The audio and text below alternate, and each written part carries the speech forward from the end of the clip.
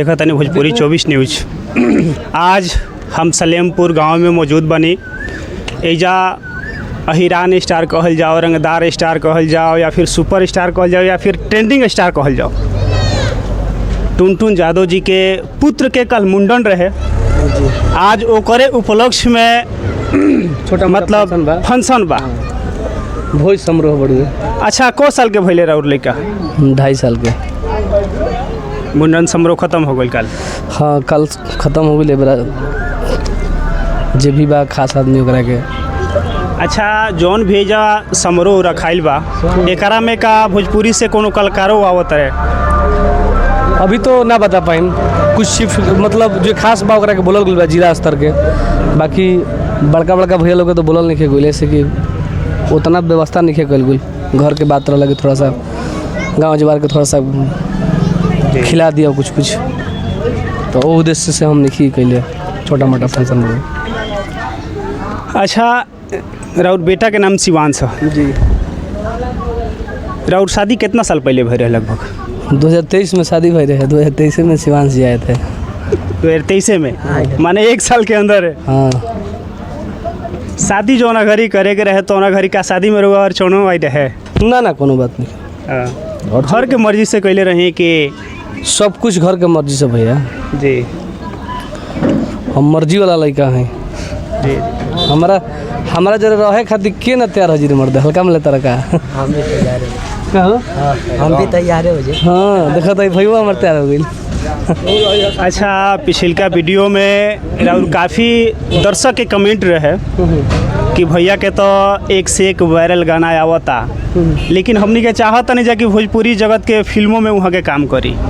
Film देखिए, film करेंगे हम, और फिल्म नहीं करने का वजह यह है कि एल्बम में कमाई ज़्यादा है फिल्मों से ज़्यादा। हाँ, इसलिए हम लोग एल्बम के पीछे। अब हम लोग युवा हैं, जब देख रहे हैं कि हम लोग से बड़े जो सुपर स्टार हैं लोग, वो लोग एल्बम में ज़्यादा टाइम दे रहे हैं, ज़्यादा काम कर रहे हैं एल्बम के दुनिया में, तो हम लोग इसलिए एल्बम से ही ज़्यादा लगाव रखते हैं। एल्बम से ज़्यादा पैसा आता है, और इसलिए फिल्म तक हम लोग नहीं पहुँच पाए। पहुँचने का तो 3-4 साल सफ़र आ रहा है, 2020 से आ रहा है, 20-21 से, लेकिन किया जाएगा।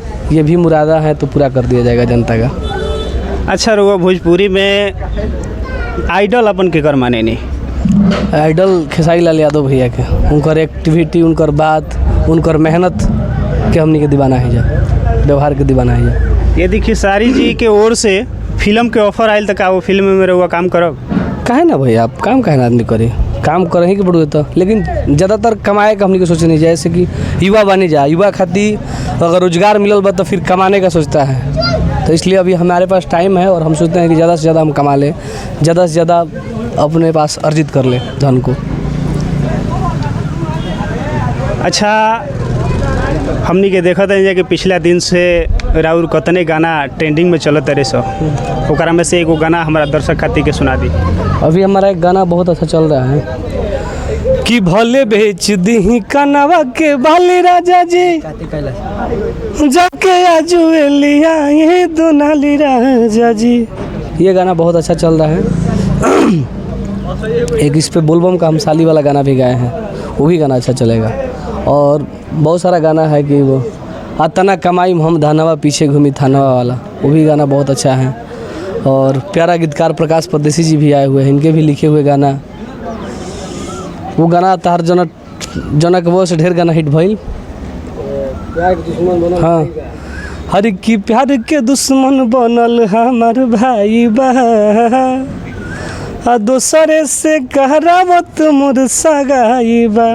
प्रकाश परदेसी जी का लिखा हुआ गाना था, बहुत ज़बरदस्त गाना था। अच्छा, अब 10 दिन के बाद से सावन महीना स्टार्ट हो जाए, तो सावन के का तैयारी बा? कुछ सावन के गाना, एगो गाना गले बनी बाबा हवे किंग ऐसे करके गाना जी। हाँ, वो गुना दी गाना याद नहीं है। उसी ट्रैक पर गाना गाए हैं कि रोड पे जमीन बा यार तोर किंग बा, उसी ट्रैक पर गाना गाए हैं। एक दुनाली वाला पे भी गाना गाए हैं, जीजा साली का मैटर है, तो गाना थोड़ा सा याद कम रहेला भैया। तो रउआ सब देखत रहनी हाँ कि भोजपुरी के अभी भोजपुरी 24 न्यूज़ चैनल के देखत रहनी है जा, तो यहाँ के प्यार सी बात दें। और भी और दिल में कोनो सर सवाल बात तो पूछ सकत नहीं बिना टेंशन के। बिंदास में। हाँ बिंदास।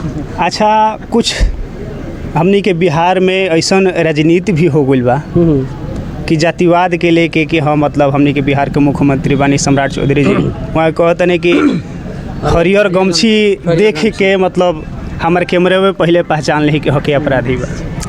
देखिए रहल बात, देखिए राजनीति शुरुए से होत आइल बड़ुए, ठीक बनू, और होत रही, एमे ई नहीं कि ना होई, बस में अपन काम देखे के बा और ऐसा काम करे के बा जौना से ठेस ना पहुँचे समाज के, ठीक बा, काम करके आगे बढ़े के बड़ू।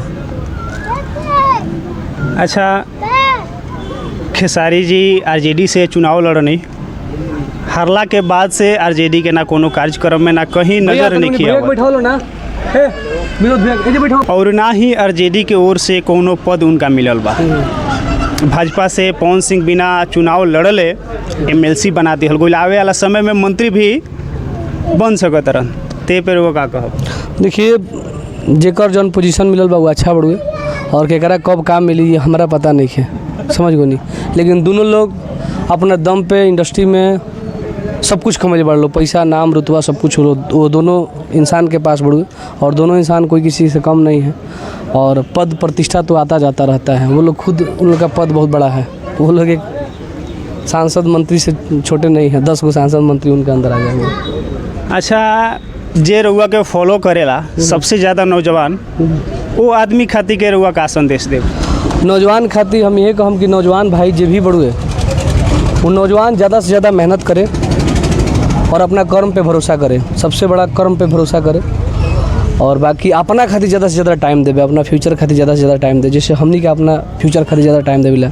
बहुत सारे लोग आपके दोस्त ही होंगे, आपको ध्यान भटकाने का काम करेंगे, लेकिन हम खुद के सोचते हैं, हम किसी का बात शुरू से नहीं माने हैं, हम अपना बात मानते हैं, हमें जो चीज़ अच्छा लगता है हम उसी को फॉलो करते हैं। जाते जाते उस रास्ते पर अगर चलते हैं, हमें मुझे थोड़ा सा भी कांटा दिखता है तो हम रास्ता बदल देते हैं कि नहीं, अब तू 2 रुपये कमा, चाहे तू पढ़े लिखे में तेज नहीं खो, से कोनो बात नहीं कर, तारा पढ़े के शौक बा तो 2-10 घंटा कापी किताब निकाल के रह, तारा पढ़े के मन खुदे कर लगे, आज न तो काल करे लगे। हमनियों के बढ़िया हम गायक ना है, लेकिन हम अपन काम में रहिला बिजी, बात खत्म। कोई कतनो अच्छा गावत हो उसे हमरा का मतलब बा, तू बिहार टॉप कर लो उसे हमरा कोनो मतलब नहीं है, हमरो पढ़िए के शिक्षा लेवे के बाद तो हम ले ले, हम जरूरी नहीं है कि हम बिहार टॉप करम तबे ओकरा के स्टूडेंट कहल जाला, ना ही पढ़ेला स्टूडेंटे बड़ो, अगर पढ़े के ठान ली तो कुछ ना कुछ सीखिए जाई। तो ऐसे वही बात बड़ुए, हम दूसरे का नहीं देखते, हम खुद के दम पे चलते हैं, खुद के सोच से चलते हैं। अच्छा, कुछ भाई ऐसनो बड़े कि हमेशा कमेंट करत रहेलन कि टुनटुन भैया के साथे मतलब वीडियो में आ जीती, फोटो में आ जीती, यदि वहाँ के संपर्क रही तो? देखिए बहुत सारा, देखिए बता रहे हैं हम, फोटो और वीडियो में आप देखिए आज के ज़माने में सोशल मीडिया का ज़माना है, आप एक छोटा सा मोबाइल लीजिए और उस पर दिन रात मेहनत करिए, सारे सुपरस्टारों के गाना पर रील बनाइए, सारे सुपरस्टारों से मिलिए, आपका नेम फेम जरूर मिलते रहेगा। एक दिन में कोई बड़ा नहीं हुआ है, जैसे हम लोग नहीं बड़ा हुए, हम लोग भी बहुत दिन से इस लाइन में हैं, हम 2016 से इस लाइन में हैं और 2017 में ही मुझे रिजल्ट मिल गया था इस लाइन का, लेकिन फिर थोड़ा सा डाउन हुआ। 2020 से मेरा लाइन ऐसा मिला कि फिर मैं पीछे नहीं गया, क्योंकि प्लानिंग के साथ हम किए। सबसे पहले भोजपुरी में रउआ गाना कब गौले रही? 2016 में गाना गल रही, भक्ति गाना। 2016 से लेके आज तक हमेशा सुपर डुपर हिट गाना देते रहे, नहीं हर एक साल ना हर एक महीना।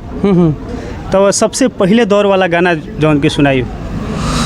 पहले दौर वाला गाना बहुत सारा गाना गए, लेकिन जौना गाना से हमरा पहचान मिलल, युवा हमरा के पसंद कर लगल, वो गाना सुनाए तनी। हर की नौकरी लागी तहरा ऑर्डर पर, भेज दो देवी माई बॉर्डर पर, हमर सपना साकार माई कर दी हो,